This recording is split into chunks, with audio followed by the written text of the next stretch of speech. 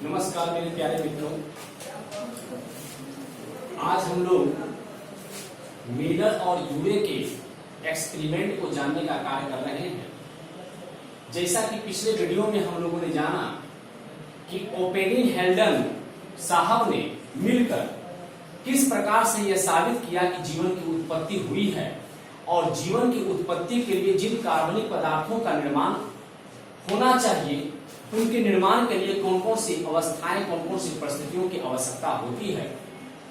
इन बातों को उन्होंने एक हाइपोथेसिस अर्थात परिकल्पना के रूप में ओपेनिन और हेल्डन साहब ने रखा था, लेकिन ओपेनिन और हेल्डन साहब द्वारा दिए गए कॉन्सेप्ट को, परिकल्पना को, हाइपोथेसिस को साबित करने का काम मिलर और यूरे ने अपने प्रयोग के द्वारा किया।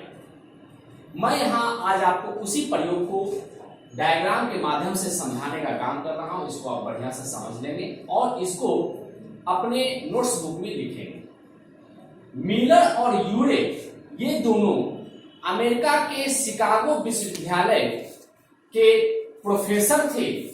उन्होंने 18 दिन तक इस प्रयोग को लगातार किया और प्रयोग के उपरांत ओपेनिन और हेल्डन द्वारा दिए गए बात को साबित करने का प्रयास किया।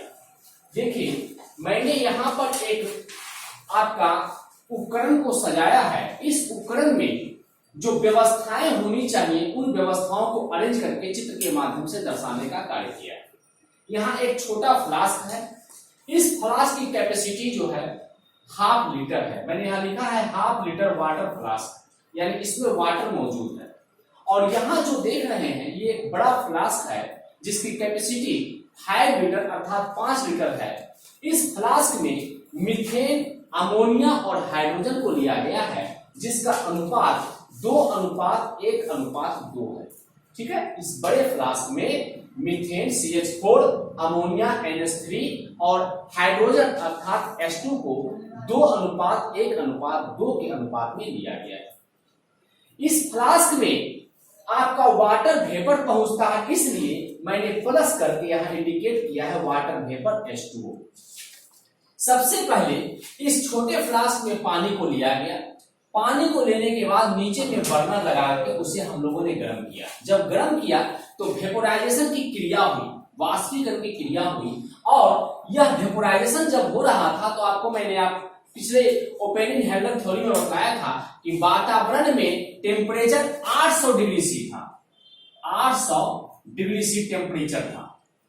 ये टेम्परेचर जो है कार्बनिक पदार्थों के निर्माण में महत्वपूर्ण भूमिका निभाते हैं। तो इसमें जो है आपको जल को लिया गया और ये थर्मामीटर को मैंने ग्रीन कलर से इंडिकेट किया है। थर्मामीटर से इसके टेम्परेचर को नापने का कार्य किया जा रहा है। जब इसको गर्म किया गया तो ये जो है वाष्प बन करके जल भाप के रूप में उड़ा। ऊपर उठने के बाद यह इस नदी में आगे जा रहा है। लेकिन एक बात ध्यान रखिएगा, कोई और पदार्थ इसमें मौजूद नहीं रहे, इसलिए यहाँ पर एक वैक्यूम पंप लगाया गया है ताकि इसको निर्वातित किया जा सके। शुरुआत में इस पूरे उपकरण को निर्वातित कर लिया गया ताकि इसमें किसी अन्य गैस की अगर उपस्थिति हो तो वो गैसें मौजूद नहीं रहे। और उसके बाद यहाँ जल लेकर के उसको गर्म किया गया तो वेपर बन करके, वाष्प बन के जल आगे बढ़ा। इस ढंग से आगे बढ़ रहा, मैंने तीर के माध्यम से आपको दर्शाया है। इस बड़े फ्लास्क में मीथेन, अमोनिया और हाइड्रोजन गैस को लिया गया जिसका अनुपात 2:1:2 है। जब यह जलवाष्प यहाँ पहुंचता है तो पहुंचने के बाद चूंकि इसमें विद्युत धारा प्रवाहित करने के लिए इलेक्ट्रोड डाला गया है तो इलेक्ट्रोड के माध्यम से 60,000 से 75,000 वोल्ट की धारा इसमें प्रवाहित की जा रही है। ये इसलिए किया जा रहा है ताकि इन रसायनों के बीच में आपसी क्रिया हो सके, क्योंकि ओपेनिन हेल्डन साहब ने यह बताया था कि वातावरण में उस समय ज्वालामुखी विस्फोट हुआ था, अल्ट्रावायलेट किरणें चली थी और साथ ही साथ कॉस्मिक रे के प्रभाव से एक बहुत बड़ा वहां पर जो है बिजली के कड़कने की क्रियाएं हुई, जिसकी वजह से सारे रसायन आपस में अभिक्रिया किए। इसलिए वैसी परिस्थिति को उत्पन्न करने के लिए मैंने यहाँ इलेक्ट्रोड डाला और वहां पर 60,000 से 75,000 वोल्ट का जो है यूरे ने यहाँ पर विद्युत धारा प्रवाहित किया। तो विद्युत स्पार्क हुआ, इलेक्ट्रिक स्पार्क हुआ। इलेक्ट्रिक स्पार्क की वजह से सारे मॉलिक्यूल्स जो होते हैं वो आपस में अभिक्रिया किए। अभिक्रिया करने के बाद यह जो अभिक्रिया से रसायन प्राप्त हुआ, जो उसका रिजल्ट प्राप्त हुआ, वह रिजल्ट आगे जो है आपका फ्लो कर रहा है, आगे ये बह रहा है। यहां से जो गर्म पदार्थ आगे गुजरेंगे, उन गर्म पदार्थों को ठंडा करने के लिए यहाँ कूलिंग जैकेट लगाया गया है और एक कंडेंसर लगाया गया है, जिसके माध्यम से ठंडे जल को इसमें प्रवाहित किया जा रहा है। और यह ठंडा जल जब अंदर प्रवेश करता है कूलिंग जैकेट के अंदर, तो इससे प्रवाहित होने वाले, नली से प्रवाहित होने वाले गर्म पदार्थ को वो ठंडा करने का प्रयास करता है। और यहाँ से ठंडा करने के दौरान ये जो ठंडा वाटर है वो गर्म पानी बन के बाहर निकल रहा है। तो अब इससे जो पदार्थ गुजरेंगे वो पदार्थ क्या हो जाएंगे, वो पदार्थ ठंडे हो जाएंगे। ये ठंडे पदार्थ जब कूलिंग जैकेट कंडेंसर से होकर आगे बढ़ता है तो यू ट्रैप, यू आकार का जो है संरचना तैयार किया गया है, इस संरचना में आकर के वो जमा हो जाता है।